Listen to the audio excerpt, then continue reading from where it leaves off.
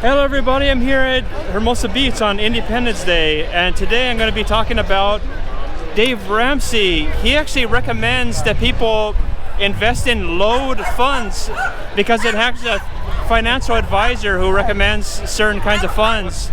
And the way these work is that people usually have to pay an upfront commission of about 7 or 8%. So you first start investing, you're down already 7 to 8%. Now, why does Dave Ramsey recommend this? He does it mainly because he believes that because there's a commission, that you actually are able to continue to get help from that advisor because that advisor has an incentive to continue to help you out. So, yeah, you're out 7, 8% immediately, but the thinking is, well, at least you have someone to hold your hand when the tough times are there. And that person is there to kind of give you encouragement and to basically continue to give you ideas about what to invest in. Oh, look at Raw, he likes this too. Isn't that cute? He's really enjoying your investing talk. He always goes to sleep when I talk about investing. So what I think about this though is that nowadays it really doesn't make sense to continue to do these kinds of load funds that cost you 7 to 8% of your money up front because there's so many no-cost funds out there like Vanguard, and there really is no reason to spend that kind of money right off the bat and just lose it. Now, the reason why he does this actually makes sense though.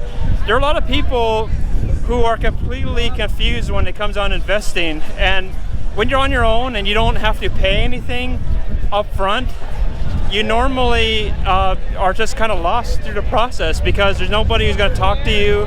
There's nobody who's going to really recommend certain funds over others.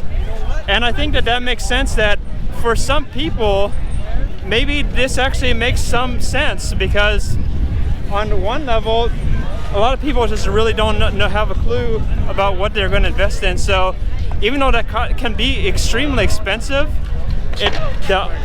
the contrary idea would actually be even more expensive in some ways, in the sense that they wouldn't invest at all because they're scared.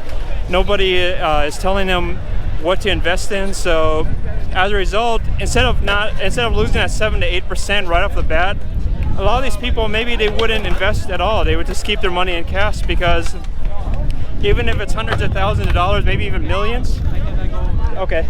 Yeah, so some of these people, I think that they would actually stand to lose millions of dollars over the long run because they literally would be afraid of just investing on their own because they don't know exactly what they're doing.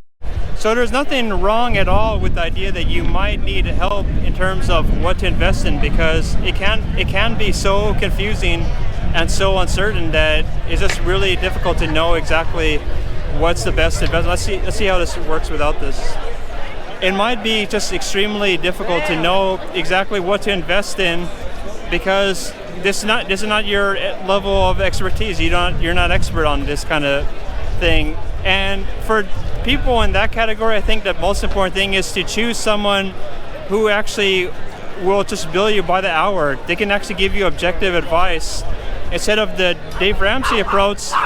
It actually makes sense why he's doing it because a lot of these people, they need to make money selling the mutual funds and things of that sort. So there are lots of people he has on his roster who can help people, but that's extremely costly though, especially if you have a lot of money. If you have $1 million, losing 7% right off the bat means you're down 70,000 right before you've made any money. So I just don't think that that's necessarily the best strategy, especially because investing nowadays, we're in a battle to lower fees to near zero. So it doesn't make sense actually to go through this kind of more ancient philosophy of these load funds where you spend the money up front and are down quite a bit of money. In fact, in any given year, it actually would be kind of an outrageous thing to lose 7, 8%, especially on something like the S&P.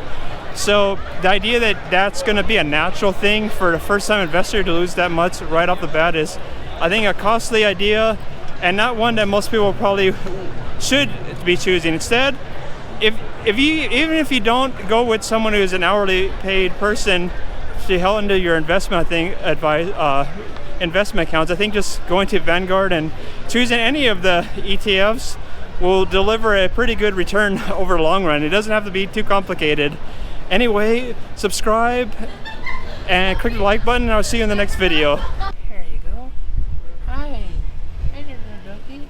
You're a cute little doggy. Look at this cute little doggy here.